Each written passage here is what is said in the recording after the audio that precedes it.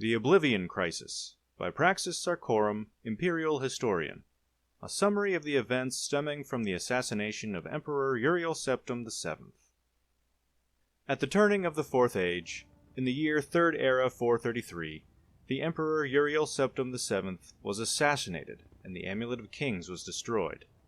This set in motion a chain of events that would bring down an empire and change forever the relationship between man and the gods.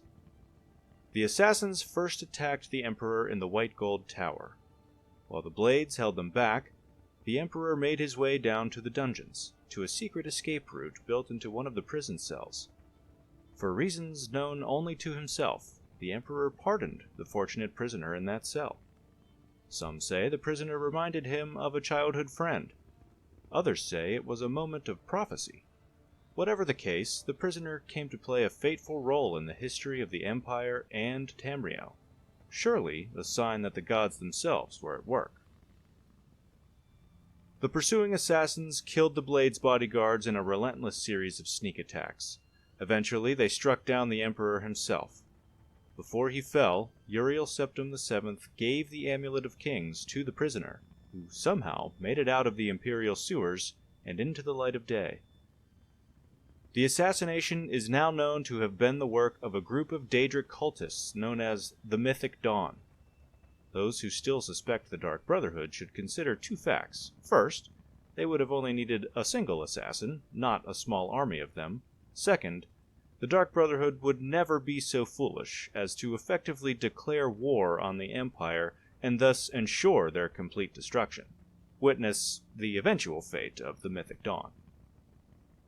The Amulet of Kings next surfaced at Waynon Priory near Coral. Joffrey, secret Grand Master of the Blades and head of the Priory, took possession of the amulet. The messenger was sent off to Kvatch to find a lowly priest named Martin.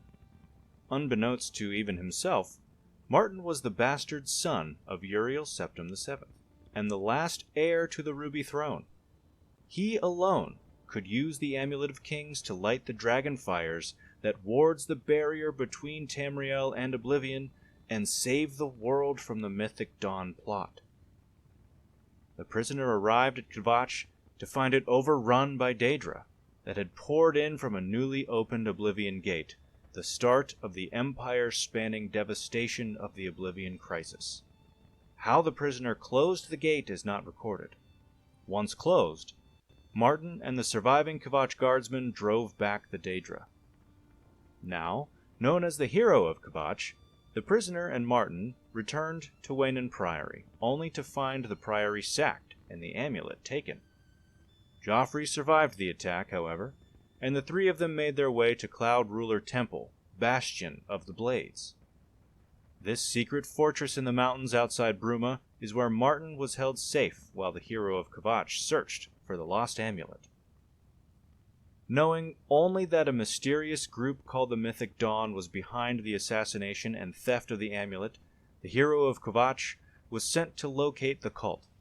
With the help of Boris, a blade in the service of the Emperor, they somehow used the commentaries on the Mysterium Xarxes, esoteric works by the madman Mankar Cameron, to direct them to the Mythic Dawn's secret lair. Scholars familiar with the commentaries claim the location is not directly mentioned in them.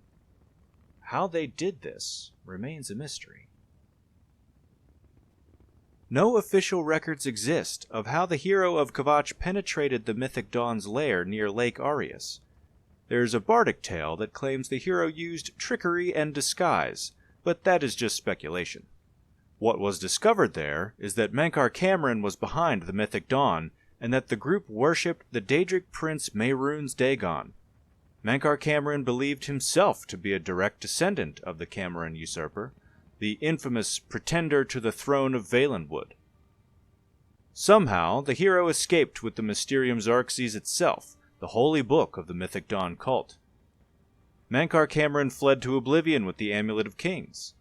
With some effort and great risk to his sanity, Martin deciphered the Mysterium Xarxes and intended to use it to open a gateway to Mankar Cameron in order to recover the Amulet of Kings. Before Martin could perform the ritual to open the gateway, Mehrunes Dagon opened an Oblivion gate outside Bruma. The hero of Kvatch saved the city by entering the gate and closing it before a Daedric siege engine could destroy Bruma and Cloud Ruler Temple. Many songs and stories have been told of this battle, and I will not retell them here.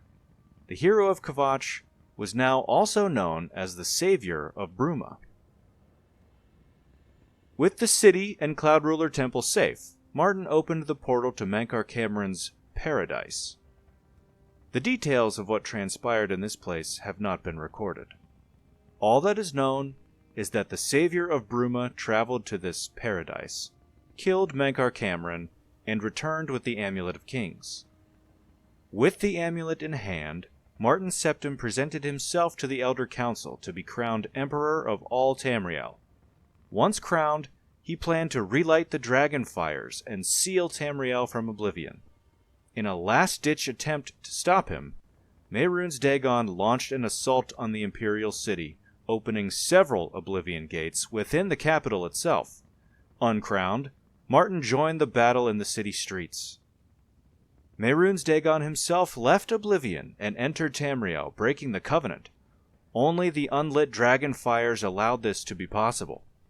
Now that the barrier was ripped asunder, it was too late to relight the fires. Martin Septim chose to make the ultimate sacrifice. He shattered the Amulet of Kings to become the avatar of the god Akatosh and do battle with Mehrunes Dagon.